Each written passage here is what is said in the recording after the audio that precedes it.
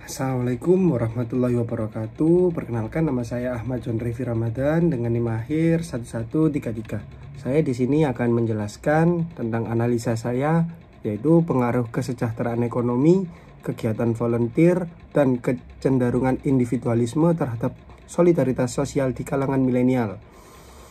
Saya di sini sudah membagikan kurang lebihnya ada 3 pertanyaan, yaitu yang pertama ada kesejahteraan ekonomi, yaitu yang X1, yang kedua kegiatan volunteer, yaitu X2, dan kecenderungan individualisme X3. X1 saya kasih soal, yaitu seberapa cukup penghasilan Anda memenuhi kebutuhan sehari-hari. Yang X2, seberapa sering Anda berpartisipasi dalam kegiatan sukarelawan atau amal. X3, seberapa sering Anda lebih memilih menyesuaikan sesuatu sendiri daripada bekerja sama dengan orang lain. Dengan nilai yang 1 sangat jarang, 2 jarang, 3 cukup sering, 4 sering, dan 5 sangat sering. Dan saya di sini sudah memberikan solidaritas sosial atau variabel Y, yaitu pertanyaannya seberapa besar Anda memiliki kepedulian terhadap masalah sosial di lingkungan sekitar. Dengan nilai yang pertama 1 sangat tidak peduli, 2 tidak peduli, 3 cukup peduli, 4 peduli, dan 5 sangat peduli. Dan ini hasil kuesioner saya yang saya sebarkan lewat Google Dokumen. Ada kurang lebihnya ada 50 responden. Nah, langsung saja kita membahas tentang uji validitas. Dari output di atas dapat disimpulkan bahwa seluruh item valid ditandai dengan adanya bintang pada nilai Spearman. Item atau variabel X mampu untuk mengukur variabel Y. Di sini sudah saya kasih bintang dan mark warna kuning. Lanjut, di sini ada uji reliabilitas, yaitu hipotesisnya H0 instrumen tidak reliable, tidak konsisten dalam pengukuran. H1 instrumen reliable, konsisten dalam pengukuran. Di sini saya ada dasar untuk pengambilan keputusan. Jika nilai Kronbach alpha lebih dari 0,70 maka H0 diterima. Jika nilai Kronbach alpha kurang dari 0,70 maka H1 diterima. Hasilnya yaitu ini. Nilai dari Kronbach alpha kurang dari 0,70 atau 0,880 maka disimpulkan bahwa instrumen reliable. Lanjut di regresi linear berganda. Yang pertama, uji signifikansi variabel X terhadap variabel Y. H0 di sini tidak terdapat hubungan yang signifikan antara X dan Y. H1 terdapat hubungan yang signifikan antara X dan Y. Dan dasar pengambilan keputusan di sini jika nilai signifikan lebih dari A, tolak H0, dan jika nilai signifikan kurang dari A, terima H0. Nah, di sini ada hasilnya yang sudah saya tandai warna kuning.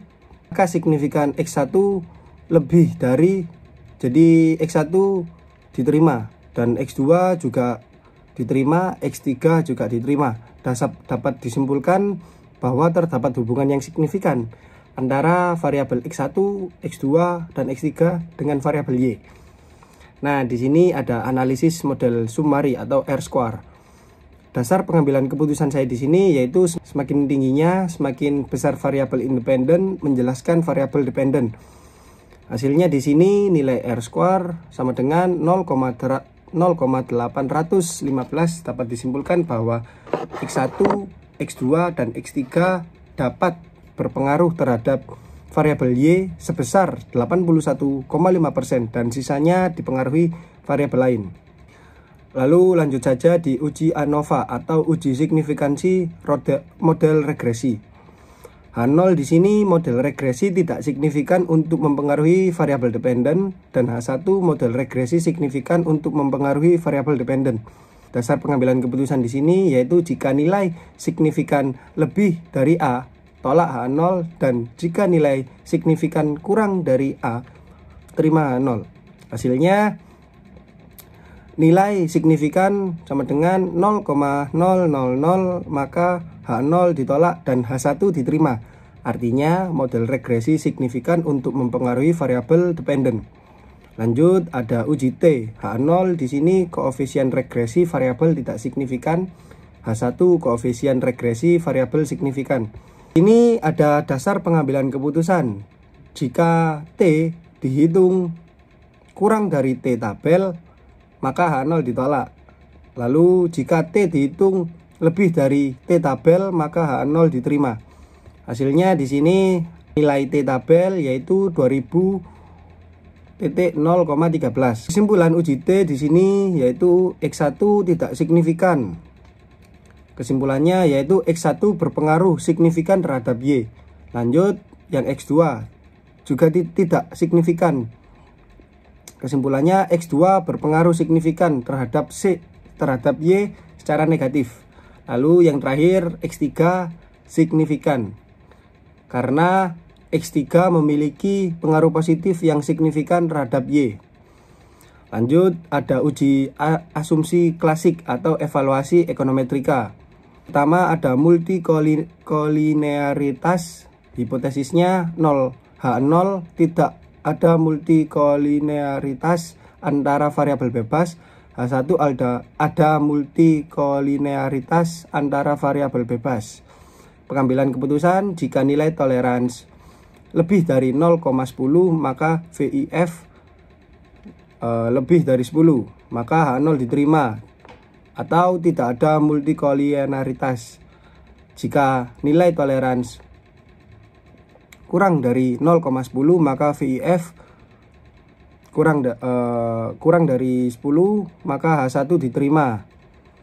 Hasilnya di sini nilai toleransi dari ketiga variabel X lebih dari 0,10 dan nilai VIF dari ketiga variabel X lebih dari 10, maka bisa disimpulkan bahwa tidak terdapat multikolinearitas antara ketiga variabel X. Lalu kedua ada autokorelasi. Yang pertama, bila nilai DW terletak antara batas atas atau Darwin upper sama dengan DU dan 4 kurang DU, maka koefisien autokorelasi sama dengan 0. Berarti tidak ada korelasi. Lalu yang kedua, bila nilai DW lebih rendah daripada atas bawah atau Darwin lower atau DL, maka koefisien autokorelasi lebih besar daripada 0. Berarti ada autokorelasi positif. Yang ketiga, bila ada nilai DW lebih besar daripada 4 min DL, maka koefisien autokorelasi lebih kecil daripada 0. Berarti ada autokorelasi negatif. Lalu yang terakhir ada bila nilai DW terletak antara batas atas atau DU dan batas bawah atau DL, atau DW terletak antara 4 min DU dan 4 min DL, maka hasilnya tidak dapat disimpulkan. Nah, di sini ada hasilnya. Nilai DW menunjukkan bahwa di angka 2000,048 dari nilai tabel Darwin-Watson, DL atau batas bawah yaitu 1426 dan DU batas atas menunjukkan nilai 1650. Nilai DW di sini ada 2000,048 berada di antara DU dan 4 min DU berdasarkan kriteria. Hasilnya tidak terjadi autokorelasi. Lalu yang ketiga ada heteroskedastisitas. Hipotesis H0 tidak ada heteroskedastisitas atau data homoskedastis. H1 ada heteroskedastisitas. Pengambilan keputusan di sini yaitu ada 2 poin. Yang pertama, jika pola titik pada scatter plot menyebar secara acak tanpa pola tertentu, maka H0 diterima atau tidak ada heteroskedastisitas. Lalu poin yang kedua, jika terdapat pola tertentu atau misalnya bergelombang atau melebar, maka H1 dapat diterima atau ada heteroskedastisitas.